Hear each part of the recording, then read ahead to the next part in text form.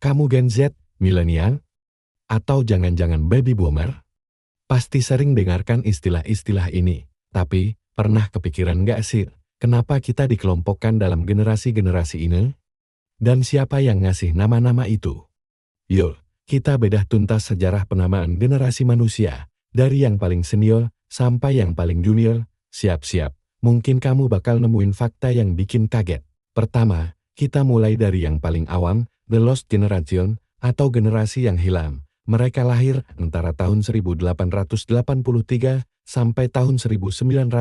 Istilah ini dipopulerkan oleh penulis terkenal, Ernest Hemingway. Generasi ini adalah anak-anak muda yang tumbuh dewasa selama Perang Dunia Pertama. Perang itu begitu dahsyat dan traumatis, sehingga banyak dari mereka merasa kehilangan arah, idealisme, dan tujuan hidup. Setelah perang usai, mereka adalah saksi mata perubahan besar dunia di awal abad ke-20. Selanjutnya, ada The Greatest Generation, lahir antara tahun 1901 hingga tahun 1927. Nama ini diberikan oleh seorang jurnalis, Tom Brokaw. Kenapa disebut The Greatest atau generasi terhebat? Karena mereka adalah generasi yang melewati dua cobaan terbesar dalam sejarah modern, depresi besar ekonomi tahun 1930-an, dan Perang Dunia Kedua. Mereka berjuang, berkorban, dan pada akhirnya membangun kembali dunia dari puing-puing kehancuran. Semangat juang dan ketangguhan mereka benar-benar luar biasa. Setelah itu, ada The Silent Generation, atau generasi sunyi, yang lahir antara tahun 1928 hingga 1945. Mereka tumbuh di masa yang penuh ketidakpastian, di antara dua perang dunia dan krisis ekonomi. Kenapa disebut sunyi? Karena mereka cenderung lebih patuh, bekerja keras dalam diam, dan tidak banyak membuat gejolak. Mereka fokus membangun karir dan keluarga yang stabil setelah melewati masa-masa sulit. Mungkin kakek nenek kita ada di generasi ini, generasi yang bekerja keras tanpa banyak bicara.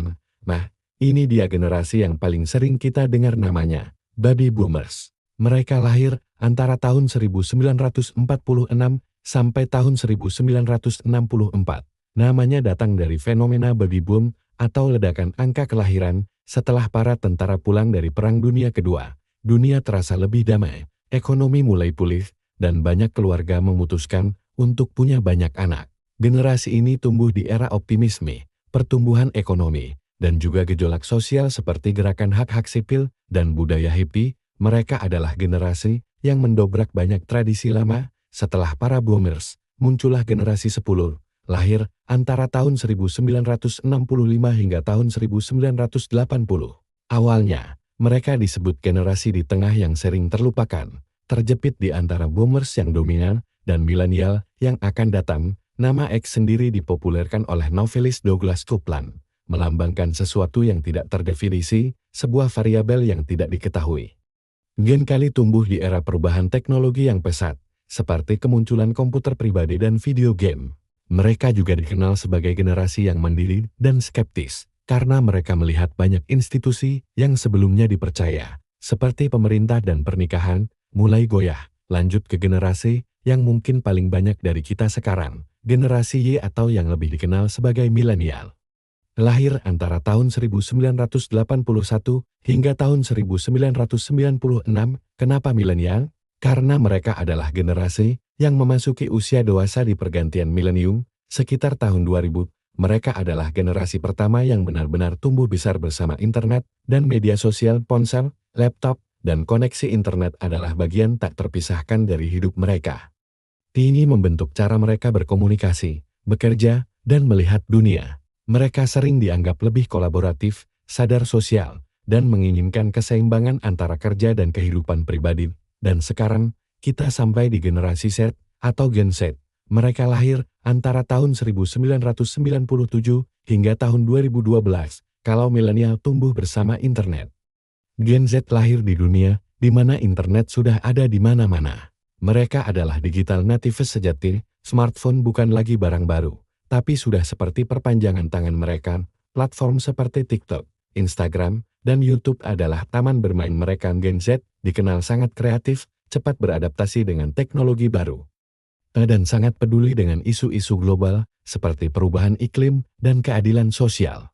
Mereka berkomunikasi dengan meme, video pendek, dan bahasa slang yang terus berkembang. Terakhir, generasi yang paling muda saat ini adalah generasi Alpha. Mereka lahir dari tahun 2013 hingga sekitar tahun 2025 nanti. Nama Alpha dipilih karena ini adalah generasi pertama yang sepenuhnya lahir di abad ke-21, menandai awal yang baru setelah kita melewati abjad X, Y, dan Z. Mereka lahir di era kecerdasan buatan, asisten virtual seperti Siri dan Alexa, serta pembelajaran online yang semakin masif. Kita belum tahu banyak tentang bagaimana mereka akan tumbuh dewasa. Tapi satu hal yang pasti, teknologi akan menjadi bagian yang lebih fundamental dalam hidup mereka dibandingkan generasi manapun sebelumnya. Bayangkan saja, balita sekarang sudah lebih jago mengoperasikan tablet daripada sebagian orang dewasa. Jadi, dari The Lost Generation yang terluka oleh perang, hingga generasi Alpha yang dikelilingi kecerdasan buatan, setiap generasi punya cerita uniknya sendiri. Penamaan ini bukan cuma label, tapi cerminan dari peristiwa besar, perubahan sosial, dan lompatan teknologi yang membentuk cara kita berpikir dan hidup. Kamu sendiri, setelah tahu sejarahnya, jadi lebih pahamkan kenapa generasimu punya karakteristik tertentu. Setiap generasi punya tantangan dan kesempatannya masing-masing, dan semuanya punya peran penting dalam membentuk masa depan. Gimana? Menarik kan perjalanannya? Semoga video ini nambah wawasan kamu ya.